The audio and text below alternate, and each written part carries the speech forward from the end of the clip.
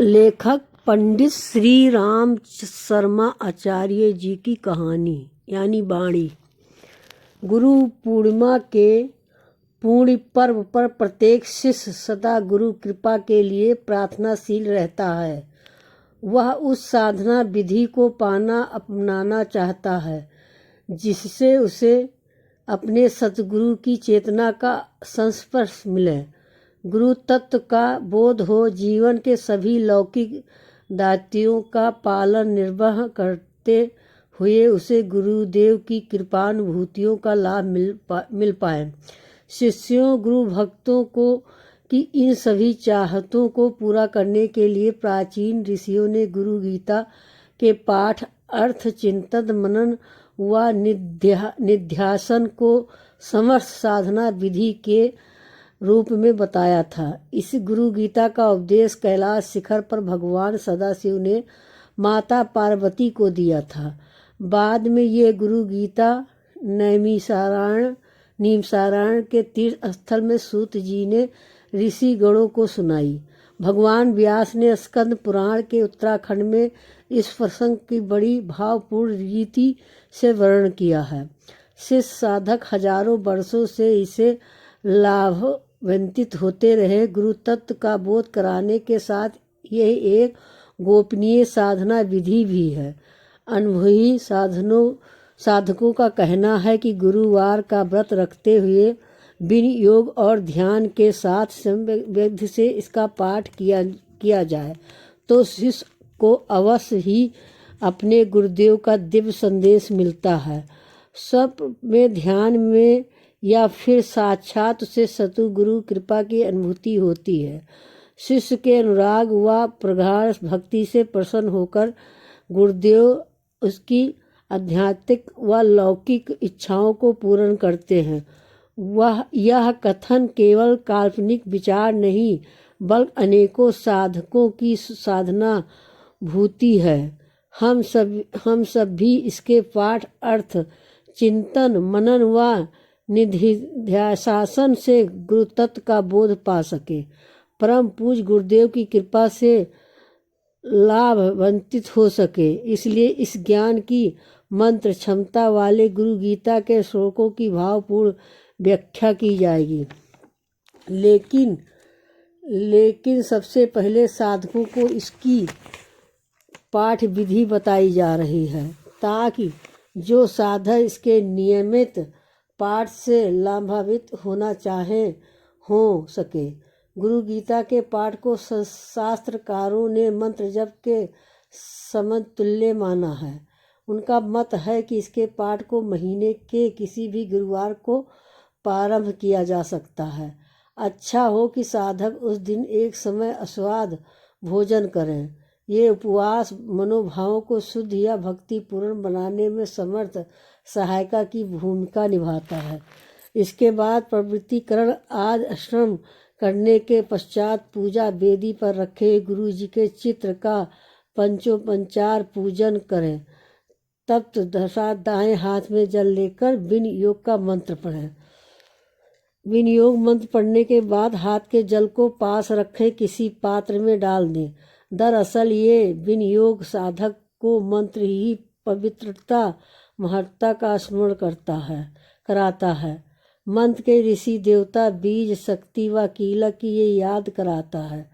साथ ही साधक के मन को एकाग्र करते हुए पाठ किए जाने वाले स्तोत्र मंत्र की शक्तियों को जागृत करता है। ऊपर बताए गए विनियोग मंत्र का अर्थ है ओम परम ब्रह्मा का स्मरण। इस गुरु गीता स्तोत्र मंत्र के भगवान सदाशिव दृष्टा ऋषि हैं। इसमें कई तरह के छंद हैं। इस मंत्र के देवता एवं इष्ट परमात्मा स्वरूप सदगुरुदेव हैं। इस महामंत्र का बीज हाँ है, शक्ति सा है जो जगजननी माता भगवती का प्रतीक है।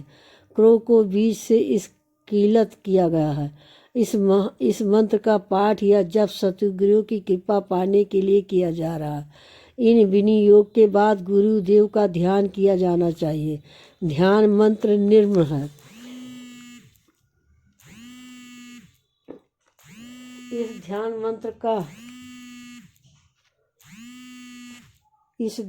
मंत्र का भाव है गौड़ीय प्रेम की साकार मूर्ति गुरुदेव वंदनीय माताजी माता भगवती देवी के साथ सुशोभित है। गुरुदेव यज्ञ की सभी साधनाओं में पूर्व वेद की साकार मूर्ति तपोनिष्ठ एवं तेजस्वी हैं।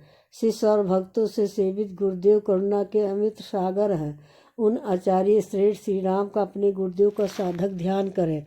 ध्यान की प्रगाढ़ता में परम पूज्य गुरुदेव को अपना आत्मनिवेदन करने के बाद साधक को गुरु गीता का पाठ करना चाहिए, जिससे साधक गण उनके गहन चिंतन से गुरु तत्व का बोध प्राप्त कर सके। इसके पठन अर्थ चिंतन को अपनी नित्य प्रत की जाने वाली साधना का अविभाज्य अंग माने।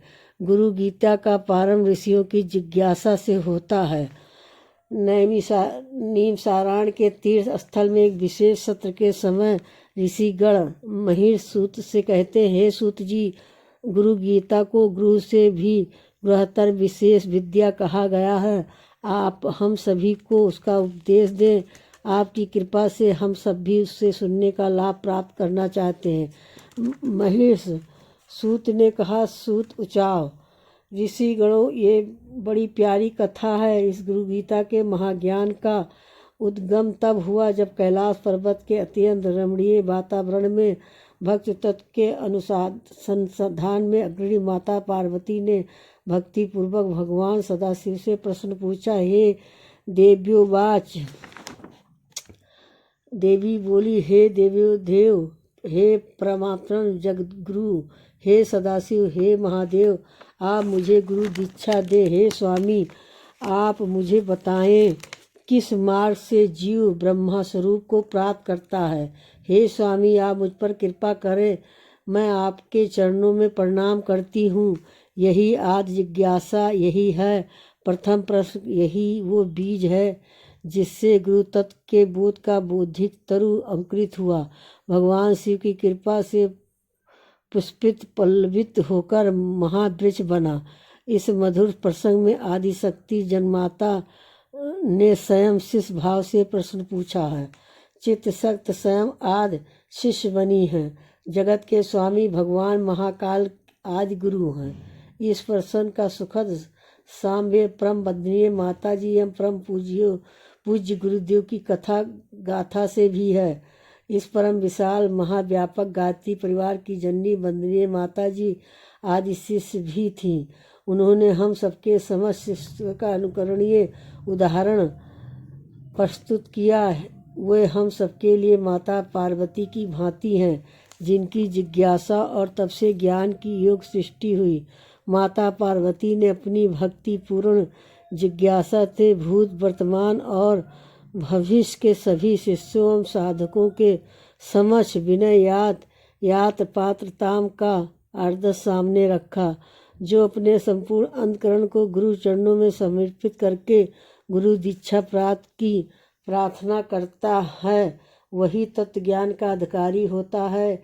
किसी भी तरह से अहंता का लेस मात्र भी रहने से ज्ञान व तप की साधना फलित नहीं होती है। जो जगन माता आज जननी की भांति स्वयं को अपने गुरु के चरणों में अर्पित कर देते हैं, गुरु की कृपा उन्हीं का वर्ण करती है।